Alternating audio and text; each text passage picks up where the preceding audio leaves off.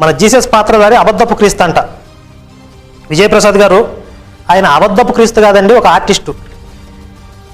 Artist Jesus పాత్రధారణ చేశాడు.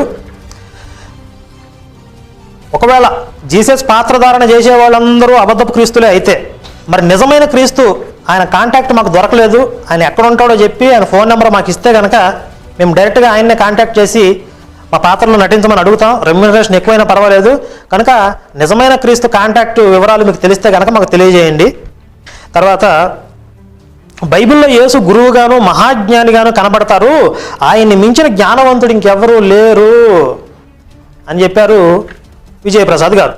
తాతకి దగ్గులు నేర్పడం లేకపోతే హనుమంతుడి ముందు కుప్పిగంతులు అంటూ ఉంటారు కదా, అట్లాంటి సామెతలు పనికొస్తాయి దీనికి. బైబిల్ గురించి ఏమాత్రం నాలెడ్జ్ లేని వాళ్ళకి ఆలో ఓనమాలు తెలియని వాళ్ళ దగ్గరికి వెళ్ళి డప్పు కొట్టుకోవచ్చు ఇట్లా యేసు బైబిల్లో మహాజ్ఞాని అని చెప్పి.